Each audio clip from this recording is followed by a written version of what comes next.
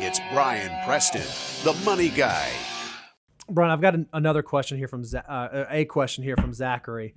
This is like behavioral finance, maybe a little more touchy feely, but you've lived through some of this. I'm curious to know like how you've done it. Zachary said, when getting a raise, or I'm going to change it to when someone's income is increasing, how do you balance increasing savings rate, lifestyle creep, and not taking essentially a pay cut due to inflation, especially since it seems right now inflation is outpacing raises, outpacing wage growth? How do you think about it? If you're a young person who was making X dollars, but your career trajectory is improved and you get raises or you get bonuses, how do you balance those two? Or what are some like guardrails you put in place to still like enjoy today and be able to increase lifestyle, but not let it creep out of control, but still make sure you're being true to like your financial mutant self? This is why the percentages of your gross income are so important, is because the reason people always ask, why do you do gross over net? The gross is because you can't, that's not impacted by choices you made, like with your cafeteria plan with your employer, health insurance plans, retirement plans, and other things. It lets you truly see what do you make, and then what am I saving as a percentage. So that way, as your income increases, you can make good decisions. Now, look, we want you to be saving and investing that 20 to 25%, but I also recognize when you're in your 20s, it's hard to get to 25% right out of the gates. Right, yep.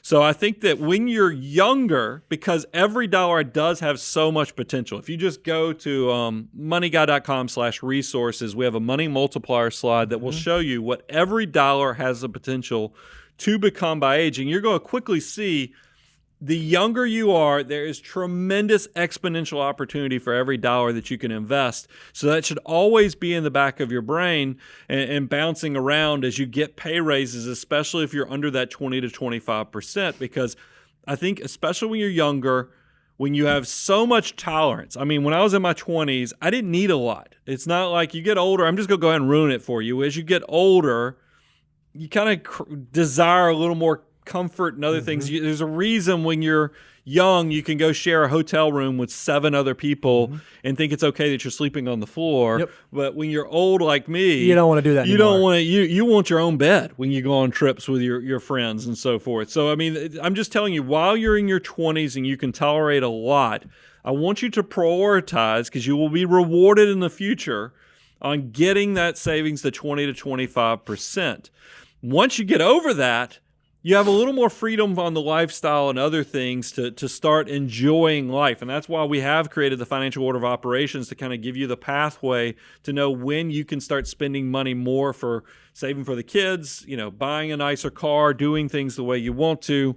But I definitely think in your 20s and 30s, you're working as hard as you can to get to that 20 to 25%, because there's just so much opportunity for that money to become something. So you do have to practice the forced scarcity of squeezing your lifestyle to still enjoy life. I want you to have that bedazzled basic life, still go on trips and do things. You just don't get to do it in a fancy way yet until you're checking all the boxes to make sure your 50-year-old self is going to be happy with what your 20 or 30-year-old self was doing. I'm going to give a little bit of reprieve, just because I feel like I can feel Zachary's emotion in this. I like working out, staying healthy, exercising, right? I don't do it every day. There are periods and seasons. I'm about to go on a trip where I'm probably not going to eat really well, probably not going to get a lot of sleep, probably not going to exercise a ton. But because my mentality is I want to always get back to that baseline of making those decisions, I don't worry about if I have to deviate it for a short term. Well, personal finance isn't a whole lot different. As you're going through life, Brian, now maybe you started this way. I know you didn't. That's a loaded question. But you did not start saving 25% when you graduated college. Nope.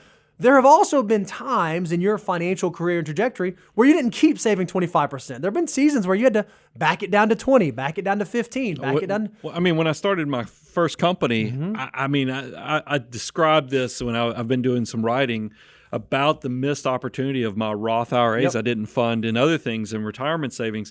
There will be seasons, you're exactly right, where you don't get to do what you're supposed to. But you should be convicted about that. And I think that's what you're saying is your mindset. We understand life's going to happen.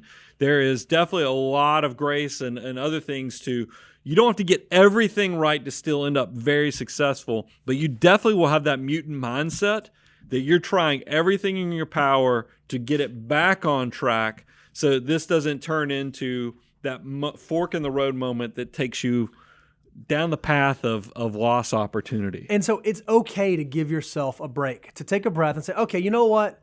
Maybe I have to take a short reprieve to get the new car or to get into the new house or to start the family or whatever that thing is, so long as you keep coming back to, okay, now I got to get back to my 25%. I got to get back to my 25%. And that's okay. There's a balance there. And I think doing things like listening to the Money Guy show, checking out the websites, staying tuned in will help keep you on track and accountable there. Yeah, I mean, I would just close it out. That's why we do give you rules on housing, on cars with 23.8 and so forth, is because what you don't want, there's one thing that's a necessity that you require just so you can get to work or so you have shelter. That's a different decision than living a lifestyle that's faking it until you make it. That's the biggest thing. Make sure you're checking yourself before you wreck yourself. Before you're wrecking yourself. Yeah, but it is one of those things. Hold yourself accountable that you're not expanding. Because I think that's the problem that most of your peers are probably facing, is that they're making decisions way too early, thinking in their mind they're justifying as, hey, I'll pay myself back later as I have more success. That's a trap.